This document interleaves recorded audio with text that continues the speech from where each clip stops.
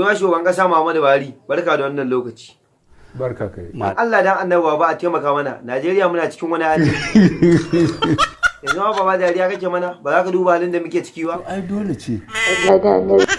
A wata jarida ta fito ta bayyana cewa duk wasu makamai da 'yan Boko Haram suke amfani da su, da sa hannunka ake kawo musu su.